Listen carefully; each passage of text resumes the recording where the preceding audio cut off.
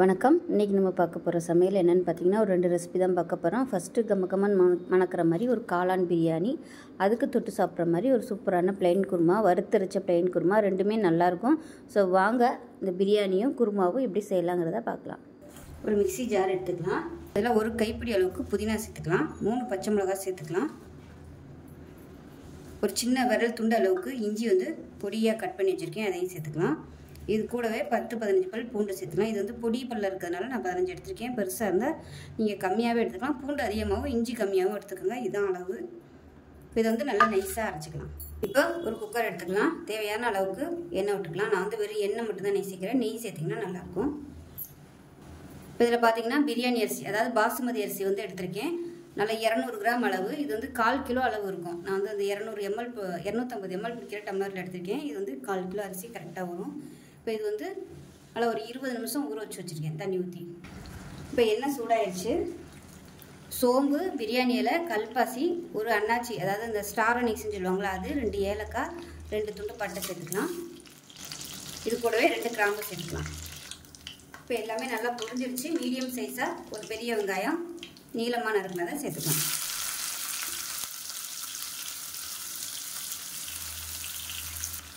இப்போ இது கூடவே ஒரு 10 முந்திரி பருப்பு சேர்த்துக்கலாம். இப்போ தேவையான அளவுக்கு உப்பு சேர்த்துக்கலாம்.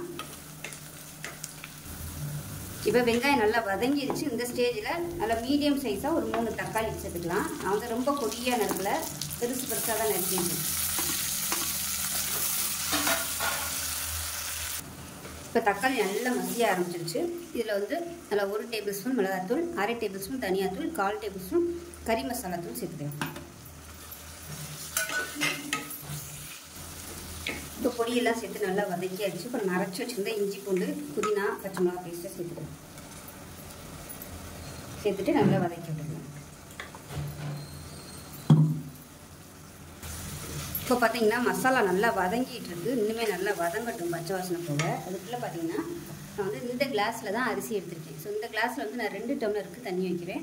1.5 பங்கு வச்சோம்னா கொஞ்சம் ரொம்ப ட்ரையாக இருக்கிற மாதிரி இருக்கும். ஆனால் உதிரியாக இருக்கும்.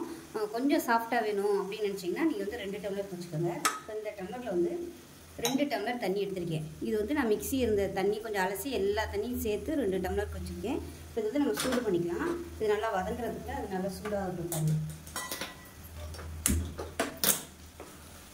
இப்போ இதோடவே நம்ம மஷ்ரூம் சேர்த்துக்கலாம். 2 பேக்கெட் மஷ்ரூம் எடுத்துருக்கேன். நல்லா பெருசாகவே கட் பண்ணியிருக்கேன். ரொம்ப பொடியாக இதுனா சீக்கிரமாகவே உடஞ்சி போகும். அதனால் கொஞ்சம் இந்த மாதிரி பெருசாக கட் பண்ணிக்கலாம். ஒரு 4 பேர் சாப்பிட்றதுக்கு நீங்கள் 2 பேக்கெட்டாவது போட்டிங்கன்னா தான் உங்களுக்கு சரியாக வரும். ஏன்னா மஷ்ரூம் சுருங்கிடும். இப்போ இதுவும் நல்லா வதங்கணும். இப்போ இந்த மஷ்ரூமில் உப்பு பிடிக்கிறதுக்காக உப்பு சேர்த்துக்கலாம். இப்போ இதில் ஒரு 3 டேபிள் ஸ்பூன் அளவுக்கு தயிர் சேர்த்துக்கலாம். முதலே சேர்க்கணும், மறந்துட்டேன். தக்காளியெல்லாம் சேர்க்கும்போதே தயிரையும் சேர்த்துக்கணும். இதையும் சேர்த்து நல்லா வதக்கிட்டு எண்ணெய் பிரிஞ்சு வரட்டும். இப்போ மஷ்ரூம்லேருந்தே நல்லா தண்ணி விட்டு வந்துடுச்சு பாருங்கள். இப்போ நம்ம இந்த தண்ணியோட அளவையும் நம்ம அளந்துக்கணும். இப்போ இதில் நான் 2 டம்ளருக்கு தண்ணி கரெக்டாக 2 டம்ளர் அளந்தேன். இப்போ இதில் நம்ம 1.25 மட்டும் நம்ம சேர்த்துக்கலாம். ஏன்னா அதிலே தண்ணி இருக்குது. அதனால் 1.25 மட்டும் நான் சேர்த்துக்கிறேன். பாருங்கள், இவ்வளோ தண்ணி நான் மிச்சம் வச்சிடுறேன். ஏன்னா அப்புறம் ரொம்ப கொலன்னு ஆயிரும். அதனால் நான் தண்ணி கொஞ்சம் குறைச்சிக்கிட்டேன். இது நல்லா கொதிக்கட்டும். எல்லாமே நம்ம சேர்த்தாச்சு. கொஞ்சம் கொதிக்க ஆரம்பிக்கட்டும். உப்பு செக் பண்ணி பார்த்துட்டு உப்பு சேர்த்துக்கலாம். இப்போ தண்ணி நல்லா கொதிக்க ஆரம்பிக்குது. இப்போ நம்ம ஊற வச்சுருந்த இந்த அரிசியை சேர்த்துக்கலாம். அரிசியை சேர்த்துட்டு லேசாக மிக்ஸ் பண்ணி விட்டுக்கலாம். இந்த மாதிரி 2 டம்ளர் வச்சு வைக்கும்போது மிச்சம் இருந்தாலும் உங்களுக்கு அந்த சாதம் நைட் வரைக்கும் நல்லா சாஃப்டாக இருக்கும். ரொம்ப ட்ரையாலாம் இருக்காது. இல்லைன்னா உதிரியாக இருக்கிறது எல்லாமே பார்த்தீங்கன்னா ஆற ரொம்ப அப்படியே வரைச்சாப்பில் வந்துடும். தொண்டையை அடைக்கிற மாதிரி இருக்கும். கொஞ்சம் கொதி வர ஆரம்பிக்கட்டும். மூடி வச்சிடலாம். இப்போ நல்லா கொதிக்க ஆரம்பிச்சிருச்சு. லைட்டாக அந்த மாதிரி மிக்ஸ் பண்ணி விட்டுக்கலாம்.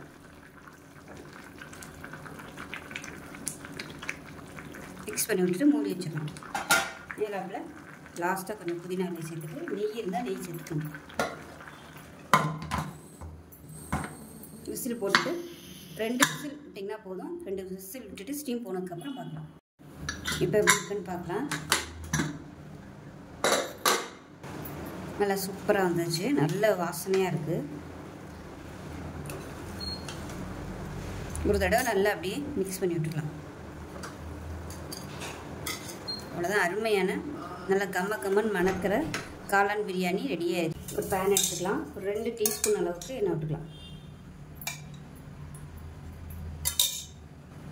இப்போ எண்ணெய் சூடாகும். ஒரு 10 சின்ன வெங்காயம் அப்படியே முழுசாக சேர்த்துக்கலாம்.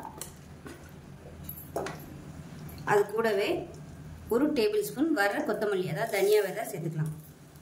அது கூடவே 1 டீஸ்பூன் சோம்பு, 1 டீஸ்பூன் மிளகு சேர்த்துக்கலாம். இந்த எண்ணெயிலே வந்து நல்லா பொரிய விட்டுக்கணும்.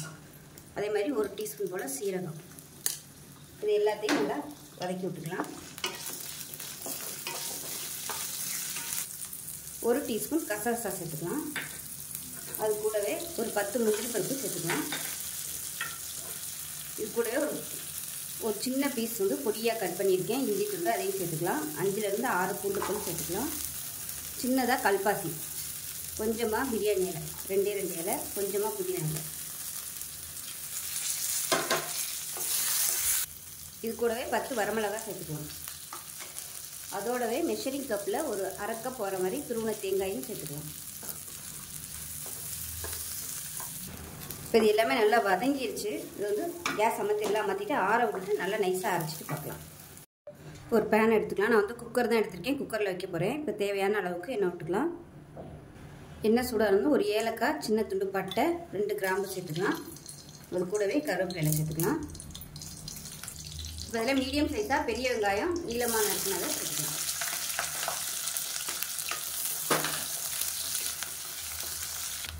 உப்பு கொஞ்சமாக சேர்த்துக்கலாம். இப்போ வெங்காயம் லேசாக வதங்கிடுச்சு. அந்த ஸ்டேஜில் மீடியம் சைஸாக 2 தக்காளி சேர்த்துக்கலாம்.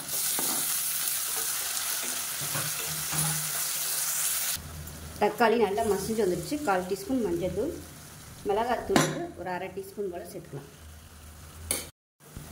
இப்போ மிளகாத்தூள் மஞ்சள் தூள் சேர்த்துட்டு லேசாக வதக்கி விட்டுக்கலாம். காரம் கம்மியாகவே யூஸ் பண்ணிக்கலாம். நம்ம வரமிளகா போடுறதுனால இந்த எண்ணெயில் வந்து நம்ம மிளகாத்தூள் போடும்போது நல்ல ஒரு கலர் கொடுக்கும். அதுக்காக தான் அந்த மாதிரி போடுறது.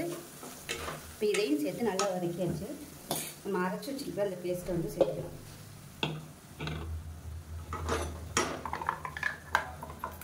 சேர்த்துட்டு நல்லா வதக்கி விட்டுக்கலாம்.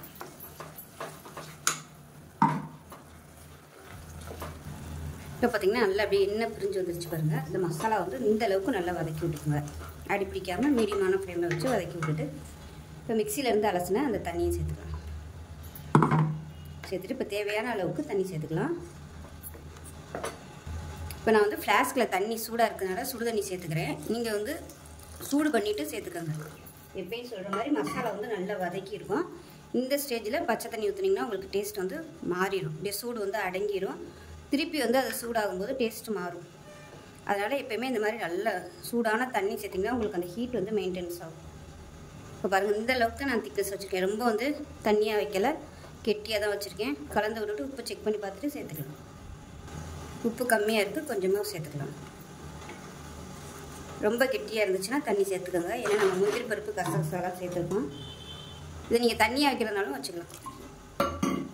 இதை வந்து மூடி வச்சிடலாம்.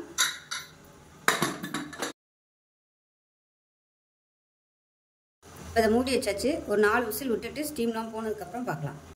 இப்போ விசில் விட்டு ஸ்டீம்லாம் போயிடுச்சு, எப்படி இருக்குன்னு பார்க்கலாம். இப்போ பாருங்கள், சூப்பராக வந்துடுச்சு.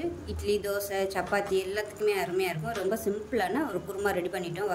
வறுத்தரைச்சி நான் தேங்காய் வந்து வறுத்தரைச்சி பண்ணியிருக்கிறதுனால இது ரொம்ப நேரத்தை ஆனாலும் கெட்டு போகாது. பிரியாணி சூப்பராக ரெடி ஆயிடுச்சு. அதுக்கு தொட்டுக்க சூப்பரான குருமா. இப்போ வெங்காய பச்சடி அருமையாக இருக்கும். ஸோ நல்ல ஃப்ளேவராக இருக்கும். கண்டிப்பாக இதே மாதிரியே செஞ்சு பாருங்கள். செஞ்சு பார்த்துட்டு எப்படி வந்துச்சுங்கிறத சொல்லுங்கள். வீடியோ பிடிச்சிச்சின்னா லைக் பண்ணுங்கள், கமெண்ட் பண்ணுங்கள், சேனலை சப்ஸ்கிரைப் பண்ணுங்கள், பக்கத்தில் உள்ள பெல் பட்டனையும் ப்ரெஸ் பண்ணுங்கள். நன்றி.